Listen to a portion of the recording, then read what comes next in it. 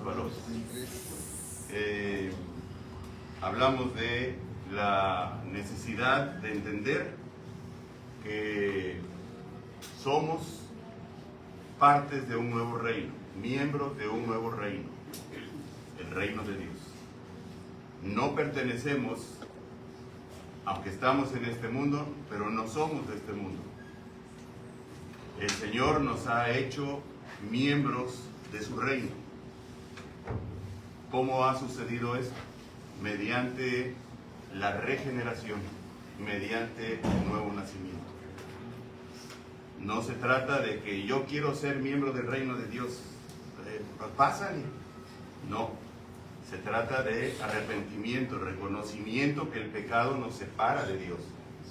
Pero yo no he pecado tanto, hablo de la naturaleza de nuestro ser. Es una naturaleza pecaminosa, heredada desde el primer pecado de la primera pareja.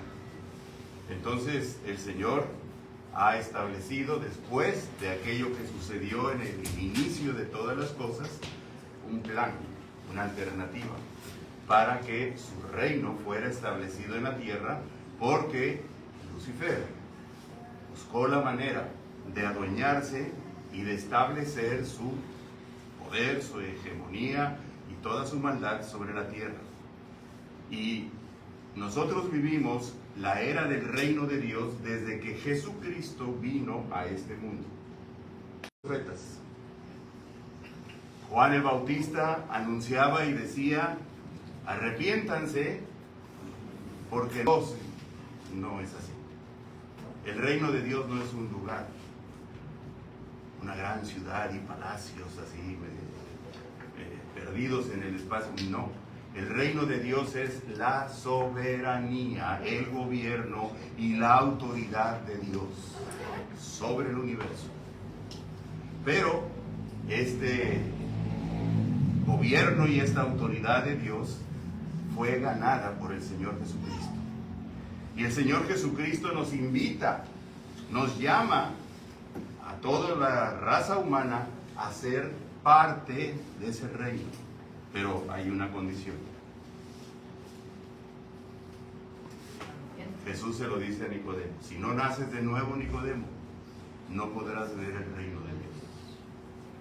Luego entonces, el punto principal de cualquier persona que va a participar de los privilegios y la bendición de ser miembro de ese reino es la regeneración, el nuevo nacimiento. Hemos hablado e insistido en este tema. No somos cristianos porque Cristo nos ha llamado a ser mejores personas. La vida cristiana no tiene el propósito de mejorarnos, de que nos superemos. No, no, no. Todo lo que hay en nosotros desde el principio es malo. Hay maldad. El Señor ha venido, el Señor Jesucristo ha venido a hacer nuevas todas las cosas. Él no nos ha venido a remendar, sino a hacerlo nuevo todo. En Cristo Jesús somos nuevas criaturas.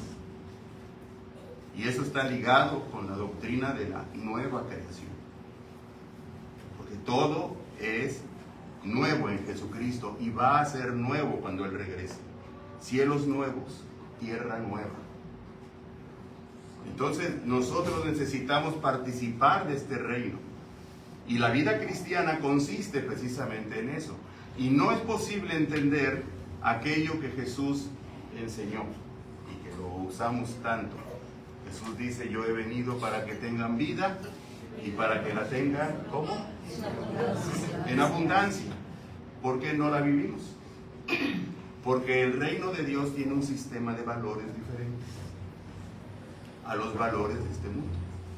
Nuestro problema consiste, como creyentes, en pretender vivir con los valores de este mundo, pero aparte ser cristianos. No se puede. Si no conocemos los valores del reino, ¿cómo vamos a vivir en esos valores? ¿cómo vamos a vivir esa vida abundante? Si nos estamos comportando, estamos asimilando, hemos asimilado y hemos aceptado los valores de este mundo. Y no tenemos ni siquiera la capacidad de distinguir lo que es bueno y lo que es malo en este mundo. Lo aceptamos como algo normal y hasta lo decimos, es que pues, es lo que se usa, es lo que se hace.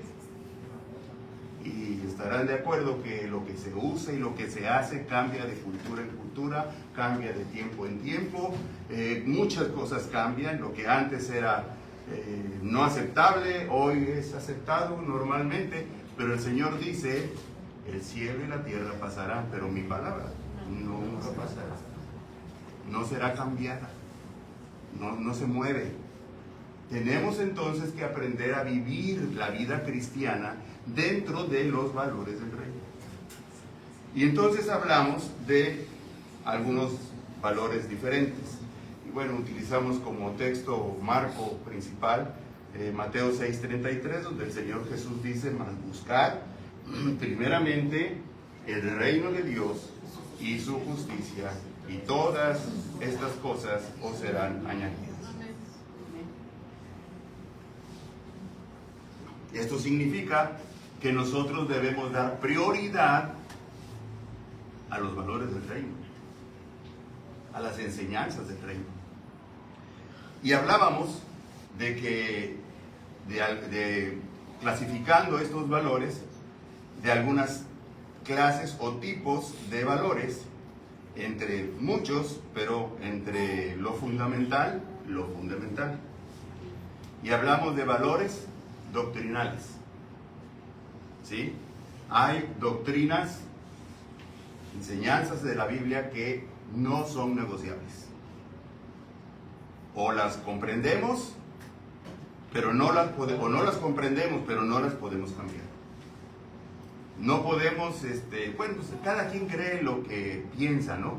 Cada quien tiene su concepto de Dios. Todos los caminos llevan a Roma. Pues a Roma será, pero a Dios no. A Dios solamente Jesús. Yo soy el camino, la verdad y la vida. Nadie viene al Padre si no es por mí. No hay otro camino. ¿Cuáles son estos valores doctrinales? Y esto ya lo hablamos. Primero, la palabra revelada. La palabra revelada, básicamente la entendemos como la palabra escrita. Cuando hablamos de la palabra revelada, hablamos de tres formas en que esta palabra se reveló. La palabra revelada hecha carne, Jesucristo, es la revelación de Dios. Todo lo que querramos saber acerca de la soberanía, de la voluntad y de los propósitos de Dios, lo conocemos a través de Cristo.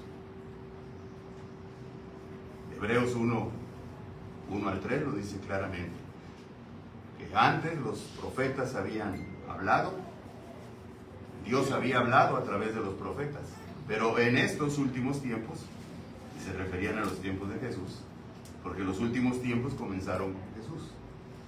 En estos postreros tiempos Dios nos ha hablado a través de ¿quién? A través del Hijo. Entonces, la palabra revelada es a través de Jesucristo. Y una segunda expresión de esta palabra revelada es la palabra escrita. La Biblia. La Biblia. Soy cristiano desde los años 60. ¿No? En aquel tiempo los cristianos íbamos a la iglesia los domingos con una Biblia. Había Biblias. Algunos añoran esto y dicen, hay que traer nuestras Biblias y todo eso. Yo no puedo decirles a ustedes, traigan sus Biblias. Bueno, algunas muy buenas, pero pues hermanos, pues ya todo cabe aquí. Y yo sé que puedo decirles, vamos a leer tal texto y todo el mundo busca aquí. Está bien, pero la palabra escrita de Dios es palabra revelada. Y una tercera expresión de esa palabra revelada es la palabra que se predica. Dios se da a conocer a través de esa palabra escrita que se expone. ¿Sí? Y por eso es muy importante entender que el centro de un culto no es la alabanza, no son las ofrendas, no es otras cosas. El centro de un culto del pueblo de Dios es que Dios hable, que Dios hable. La alabanza tiene una función: llevarnos a la presencia de Dios para escuchar. Primero llegamos ante la presencia de Dios con júbilo, con alabanza, con adoración, con confesión de pecado antes. Y cuando ya estamos ante la presencia de Dios, esa es la tarea del ministerio de alabanza: conducir al pueblo de Dios a la presencia de Dios. Y cuando estamos en su presencia, callamos. Habla, Señor, que tu pueblo, que tu siervo escuche. Y la tarea del predicador siempre será la de exponer la palabra escrita. Lo ideal es un texto, exponerlo, se conoce esto como mensajes o sermones expositivos, y lo que yo he estado dando aquí es mensajes, sermones temáticos, un tema. Bueno, entonces, algo fundamental en la doctrina cristiana, uno de los valores principales del reino es la palabra revelada. Segundo, Jesucristo como fundamento de nuestra fe, y el Espíritu Santo es otra doctrina, que está mal la numeración, es que se cambia automáticamente luego a la hora de estar redactando. Y también la iglesia, otra doctrina fundamental. No podemos ser cristianos sin la iglesia, sin el compañerismo con la iglesia. Hay muchos que creen que yo y Dios nada más. No necesito ir a la iglesia. No, la iglesia no es un templo, no es un lugar. La iglesia somos los creyentes, y sí necesitamos a los creyentes, a los hermanos, porque allí nos sostienen, allí nos cubren, allí interceden por nosotros, allí encontramos muchas cosas. La doctrina de la iglesia local como cuerpo de Cristo es fundamental, y no podemos entender el cristianismo como llaneros solitarios. Pero hablamos también de otra clase de valores, aparte de los valores doctrinales o teológicos. ¿Cuáles son estos valores? Valores éticos, valores morales. Miren, hermanos, los cristianos tenemos valores, pero no los de nuestra familia. Es que nuestra familia, mi familia era una familia de valores. ¿De cuáles hablas? Cada quien pues tiene diversos. Y sí, hay algunas que son bastante conservadoras, bastante rectas o íntegras, y otras más o menos, y otras nada. Y estamos de acuerdo que con los tiempos que estamos viviendo, cada vez las familias viven de acuerdo a los valores de este mundo. Lo que antes era correcto, lo que era ético, hoy no se acepta, ya no importa. Entonces, cuando hablamos de estos valores morales, ¿a qué nos referimos? Pureza de corazón e integridad de vida. Y aquí hablábamos de la importancia de conservarnos limpios, sin mancha, de ser instrumentos puros en su servicio. Hablábamos también que creemos en la pureza sexual de la pareja que se va a casar, que llega él casto y ella virgen en el matrimonio. Pastor, ¿de qué tiempo vive usted? Bueno, pues yo nomás estoy diciendo lo que la Biblia dice. Ya es tarea de todos nosotros apegarnos a la Escritura, a la palabra de Dios. Pastor, ya con los hijos no se puede hacer. Pues yo sé que está difícil, porque los hijos están siendo bombardeados por este mundo, sus escuelas, etcétera, de muchas formas. Bueno, pues entonces, ¿qué hacemos nosotros como padres? Pues los bombardeamos también nosotros por nuestro lado, orando, enseñándoles, insistiéndoles. 2 hijos que tenía, que eran una cosita tremenda. Son reales los valores estéticos. ¿Qué son valores estéticos? Por ejemplo, ¿alguien ha ido alguna vez a un museo?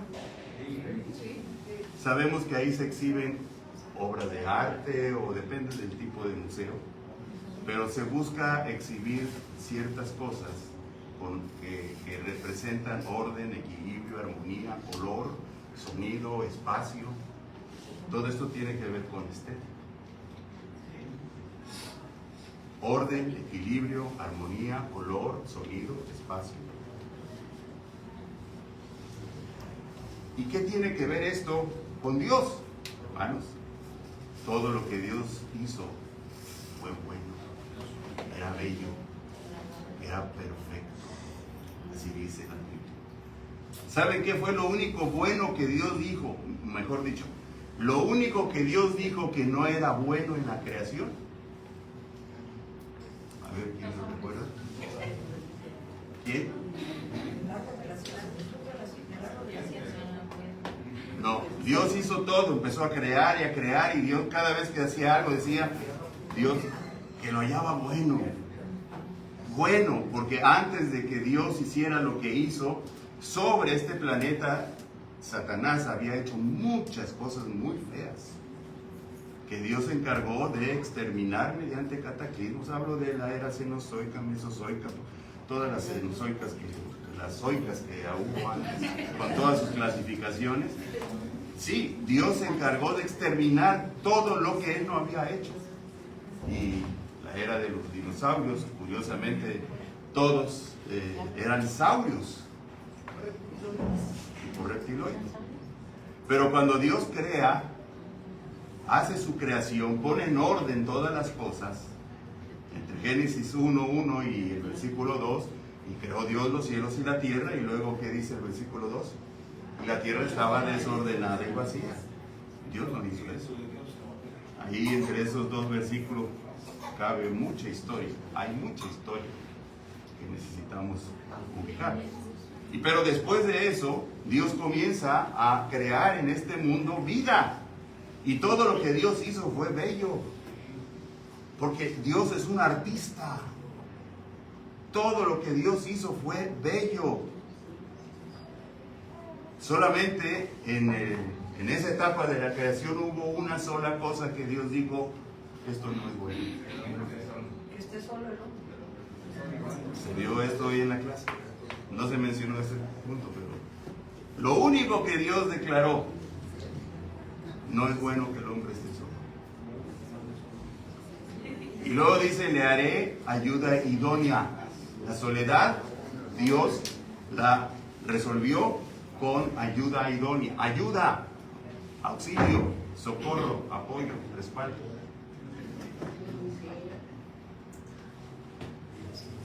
Y creó lo más bello.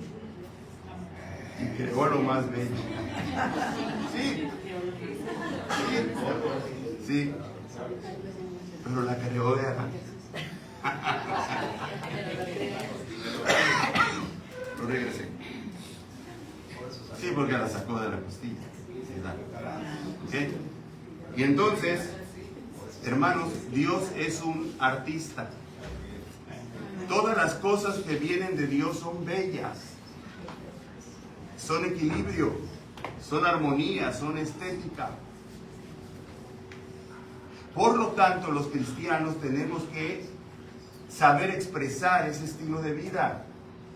Esto significa que, en términos prácticos, una casa desordenada y sucia no refleja la presencia de Dios. No refleja los valores del reino de Dios. Como el que seamos personas sucias, que no nos guste bañarnos. Hay personas que no se bañan en 1, 2, 3 días.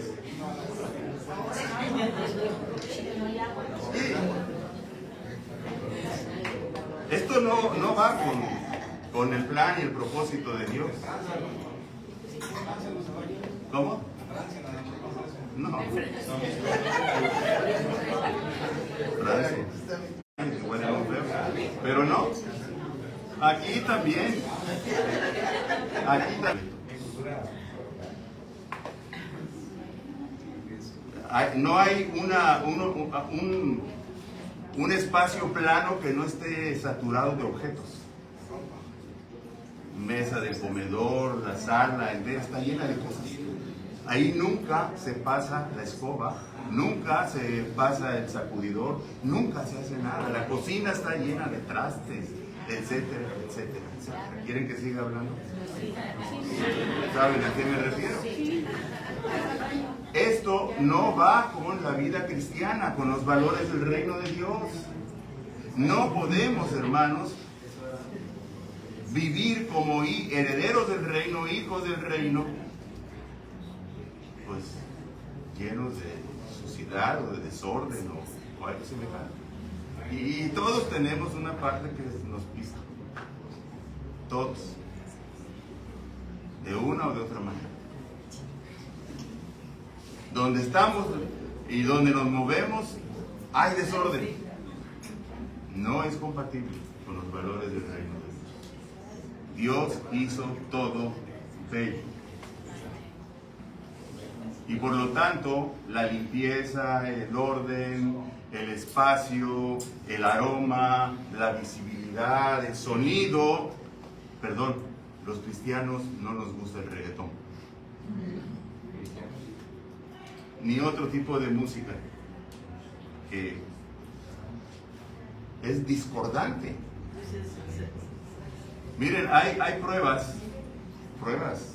formales, científicas, en donde ponen dos mangueras de agua y ponen una abrazadera en cada manguera y la conectan con un sistema de audio.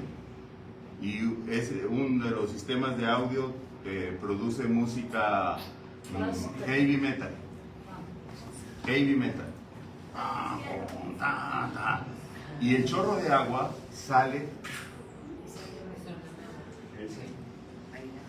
La otra manguera, también con su abrazadera y conectada a un dispositivo de audio que recibe música diferente, equilibrio, armonía. El chorro de agua sale entero. Los cristianos no podemos vivir de manera antiestética. No debemos. Y si tenemos alguno de estos problemas, tenemos que aprender y cambiar algunas cosas. Porque lo heredamos también de nuestras familias. Cada quien traemos nuestra propia herencia. Hay quienes nunca atienden la cama y hay quienes la atienden todo el tiempo. Hay quienes, etcétera, etcétera, etcétera.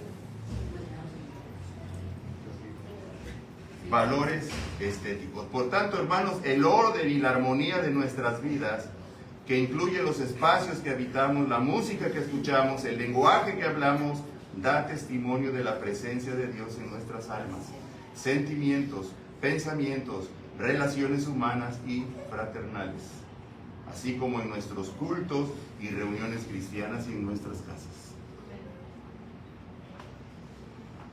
¿Qué nos rodea? Orden, belleza, armonía, espacio, color, sonido, o todo lo contrario.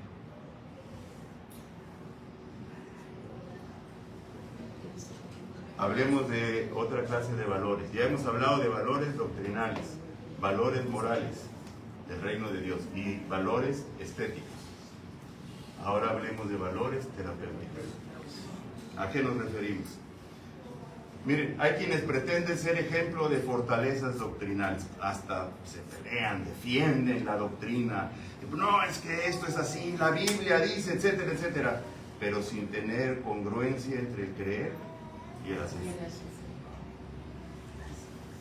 La razón, porque podemos estar enfermos emocionalmente, vivir de manera disfuncional en nuestras relaciones humanas, laborales y familiares, y creer que tenemos la sana doctrina. que proclamamos la sana doctrina, pero somos bien tóxicos. Somos difíciles de tratar. O somos agresivos o somos muy ofendidos. X. Entonces, hay valores que tienen que ver con nuestra salud emocional. La integridad no solo es un valor ético. Que hablamos de, hace rato hablamos de la integridad de vida. Eso es un valor moral. Sí, lo es, pero también hablamos de la integridad como algo que tiene implicaciones psicológicas. Porque creer y vivir lo contrario a lo que creemos nos fracciona. ¿Saben qué es la definición de una persona esquizofrénica? Una persona dividida. Su personalidad está dividida. Cuando nosotros profesamos una fe, declaramos decir, creo en esto, actuamos como que creemos en esto, participamos en comunidades como la iglesia, porque donde se cree estas cosas, pero en la intimidad, en la vida aparte, no lo hacemos. Estamos cayendo en una vida desintegrada, en una personalidad desintegrada. Estamos hablando de trastornos de personalidad, personas enfermas emocionalmente. Y tenemos de todo esto, todos los creyentes, cuando llegamos a los pies del Señor. No se trata de que ya conoció al Señor, ya comenzó a escuchar la palabra y ya cambió todo. No. Entendemos que es un proceso, pero que no se estanque tanto en el proceso, porque hay quienes tienen años de conocer el Evangelio y, como publiqué en un devocional de hace unos días, queremos cambiar y no cambian, y no cambiamos. Pero sí quiero cambiar, qué bueno, pues cambia. Es que cuesta trabajo. Okay. Entonces, hermanos, estamos hablando de la necesidad de ser sanos como personas. Y nosotros todos traemos aquí muchas heridas de nuestra niñez, de lo cual no somos conscientes. Y justamente nos vamos aquí a este primer valor terapéutico. Uno de los primeros valores de una persona sana es la persona que es consciente de su realidad, que no vive justificando su manera de ser para controlar, para gobernar, para dominar, para manipular a los demás, especialmente cuando del matrimonio se refiere o a la familia. En una relación matrimonial donde uno de los dos está ejerciendo control, manipula, etc., y la otra persona no puede ser quien es en realidad, tarde que temprano se va. Cuidado. El rey David oraba en un alarde de conciencia personal. Fíjense, el rey David oraba en un alarde de conciencia personal y decía, examíname, oh Dios, y ve si hay en mí camino de perversidad y guíame por el camino eterno. Examíname. ¿Hasta dónde estamos dispuestos a ser examinados? A que el Señor meta su mano en nuestro corazón, en nuestra alma, y saque aquello que no nos gusta de nosotros mismos. Bueno, David lo hizo. Ser conscientes, hermanos, es estar vivos, estar física y mentalmente en el mismo lugar. Hay quienes en este tipo, en los cultos, físicamente están aquí, pero en su mente están en otro lado. En sus problemas, en sus preocupaciones, en aquello, en el otro, en cómo el hermano que está aquí, cómo se viste, con qué está haciendo, que si mira, que si no mira, que No, ser consciente es estar física y mentalmente en el mismo lugar y al mismo tiempo simultáneamente. Es ser sensibles de uno mismo, sensibles y de nuestro entorno. La inconsciencia es vivir aislados en un mundo propio, en un mundo irreal, indolentes al mundo que nos rodea. Hay personas que cuando llegan a un lugar público creen que todo el mundo los mira. Y si todo el mundo los mira, yo tuve un buen amigo que, bueno, tenía su forma de ser, y llegábamos a la iglesia y después salíamos o nos veíamos y decía, ¿por qué cuando entro a la iglesia me miran, todos me miran? Y como ya conocí algunas cosas, le digo, pues es que eres muy guapo, estás muy guapo, todo el mundo voltea y te mira. No, te pregunto en serio, ¿no? Te lo estoy diciendo en serio, porque sí se creía muy guapo. Pero se creía, no estaba. Se creía, bueno, no sé. Pero hay otros que cuando llegan a un lugar sienten que nadie los mira, que nadie los saluda o que los miran de reojo. Miren, hermanos, nadie nos hace daño. Es lo que interpretamos en la gente. Es lo que cada quien interpreta. Las personas no están interesadas. Personalmente, si alguien no viene y me dice de frente, tengo esto contra ti, ok, pues, si oye, pues aclaro las cosas. Pero que me miran, que así, que no es mi bronca, no es mi problema, ¿yo qué quiere que haga? Que lo mire de reojo, que interprete que me está mirando mal, que no, viva la paz. Ya tengo yo mis propios problemas para resolverlos yo, para estar mirando a los demás cómo me miran e interpretando si me miran así o así. No. Necesitamos ser conscientes. Y esto es algo que se desarrolla continuamente a lo largo de la vida. No hay escuelas de conciencia. Es la vida diaria. Hay otro valor terapéutico que es la verdad. La verdad no solo es un valor moral, también es fundamental en la sanidad y restauración de nuestras vidas. No podemos ni debemos vivir con sombras, es decir, con mentiras. La integridad de nuestras vidas vale por transparencia y por vivir sin doblez. No vivir en la verdad y vivir en la mentira es aparentar. Las personas que les gusta aparentar lo hacen porque necesitan la mirada, la aprobación, el aplauso, el reconocimiento. Y cualquier persona que aparenta lo que no es, está escondiendo muchas cosas ocultas. Pueden ser muy serias, muy feas. Un corazón malo. Muchas veces. Cuidado entonces. No podemos vivir en la mentira, en las sombras, sino que tenemos que aprender a ser íntegros y ser transparentes y vivir sin doblez. Yo creo que si alguien me dice, tú tienes algo contra mí, yo le contestaría, puede ser. Y si soy consciente, le diría, sí, esto. Tal vez no esté consciente, pero la persona siente que yo tengo algo contra ella. Vivimos en forma irresponsable, no nos quejemos mañana, si hoy vivimos de igual manera.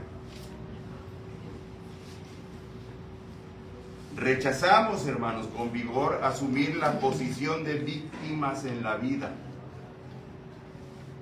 He aprendido que las personas, varones o mujeres, que se comportan como víctimas son personas muy peligrosas en cualquier lugar.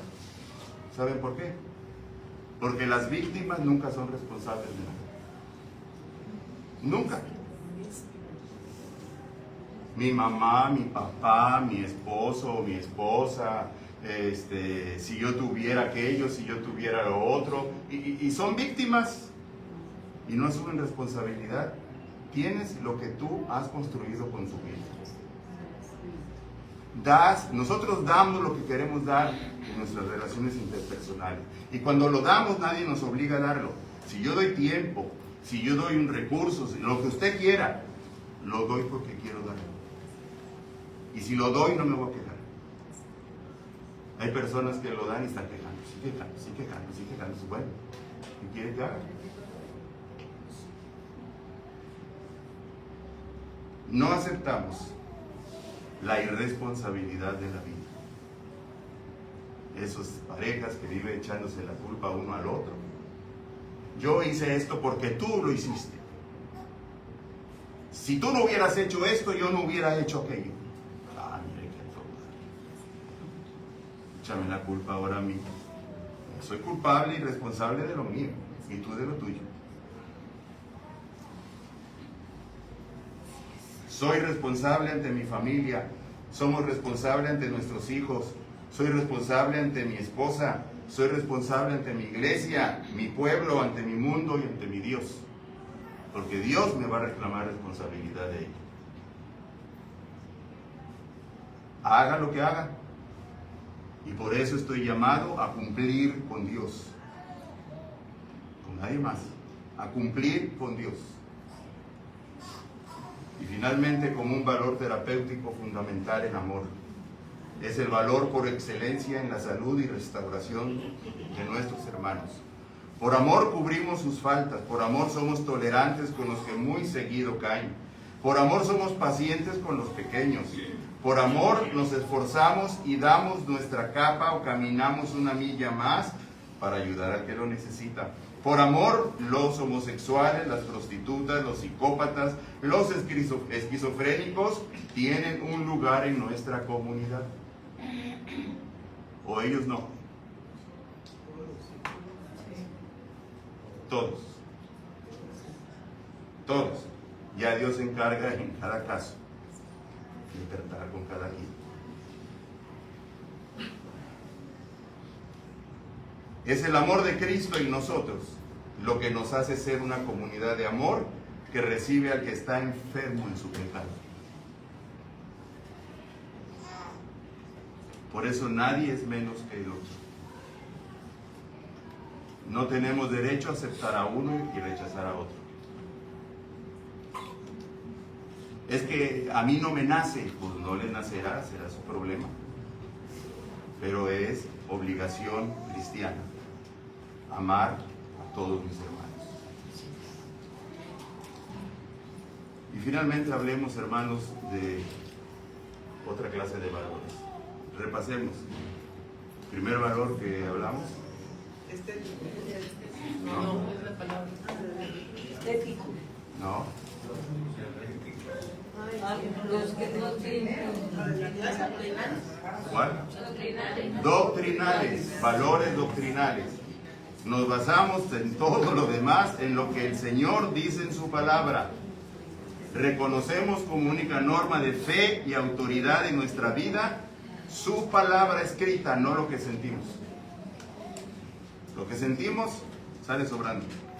Lo que Dios dice es lo que vale, es lo que pesa. Segundo valor que mencionamos. Ético, valor moral. Tercer valor, estético. Cuarto valor, terapéutico. Y quinto valor, valores sociales. Miren, hermanos, esto es rápido. La justicia social en la Biblia es un tema central y transversal. Se define como la obligación moral de proteger a los más vulnerables, especialmente viudas, huérfanos y extranjeros. Erradicar la opresión y promover la equidad, reflejando el carácter justo y misericordioso de Dios. En el Antiguo Testamento, tanto la ley, la Torá, como los profetas exigen la defensa activa de esos vulnerables y necesitados. El cuidado de los marginados es algo que Dios tiene preocupación. Y el Señor dice: aprender a hacer el bien, buscar justicia, reprended al opresor, defended al huérfano y abogad por la viuda. Hay leyes agrarias y sociales. La Torá, la ley, los primeros 5 libros de la Biblia es lo que viene a ser la Torá, prescribe mecanismos como dejar parte de la cosecha para los pobres, el diezmo para los necesitados, la cancelación de deudas cada 50 años. ¿Sabían esto? Cada jubileo. Todo volvía a los dueños originales o su descendencia. Por eso los bancos nada más prestan 30 años o 20. No, es que en 30 años ya estamos bien. En el Nuevo Testamento, hermanos, bueno, la advertencia contra la explotación lo mencionan profetas como Amós, Jeremías, denuncian con dureza a quienes acumulan riqueza a costa de engañar o de empobrecer al prójimo. Por eso, nuestra posición en términos de nuestra situación social como país, nuestro gobierno, política, etcétera, está en contra de los que acaparan, de los que roban, de los que se enriquecen injustamente, y está a favor de los que necesitan. Y como iglesia nosotros deberíamos estar más interesados en algún proyecto, por lo menos, en donde estemos involucrados en apoyar o en sostener, no sé, una comunidad, un grupo de personas o algo semejante. No podemos resolver todo siendo una comunidad, no lo somos, todavía pequeña, pero necesitamos hacernos responsables de algún proyecto de carácter socialmente justo. Y no tiene que ser cristiano, pero hay muchos proyectos cristianos. En el Nuevo Testamento, Jesús y los apóstoles elevan estos mandatos a través del mandamiento del amor y la extensión de la gracia. En el ministerio de Jesús, en su primer discurso, en Lucas 4:18, cuando estaba en Capernaum, que Jesús se para y lee al profeta Isaías, cita a Isaías para declarar en qué consistía su misión: anunciar buenas nuevas a los pobres, libertad a los cautivos y vista a los ciegos. La ética del amor al prójimo, esto lo menciona Santiago y enfatiza que la fe sin obras de ayuda al necesitado está muerta, y define la religión pura y sin mancha como el cuidado de huérfanos y viudas en sus tribulaciones. Una iglesia desinteresada y fría en comunidades o en personas que tienen hambre, que tienen sed, que están semidesnudas, que tienen grandes necesidades, no es una iglesia que el Señor bendice. Claro que el Señor nos da sabiduría porque hay de todo, y hay quienes aprovechan muy bien y buscan la manera de ver qué consiguen, ¿no? Y lo hacen ya como un estilo de vida. Y bueno, eso es perceptible. Vamos a concluir. Recordemos, hermanos, que Cristo nos ha dado una vida abundante. Esa es la vida del Rey. En esta vida no se vive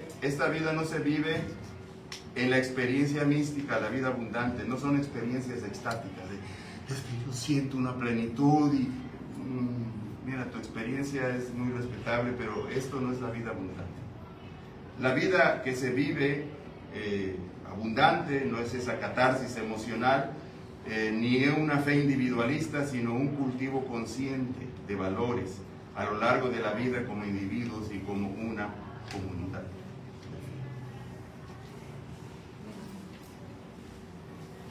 Es resumido, hay más valores que podemos ir desarrollando después, pero entendamos esto. Como cristianos somos llamados a vivir una vida abundante siempre y cuando cultivemos estos valores. No podemos ser cristianos, no podemos vivir la vida abundante viviendo los valores de este mundo. No podemos. La mayoría estamos involucrados en los valores de este mundo. Es difícil sustraerse de nuestra realidad temporal.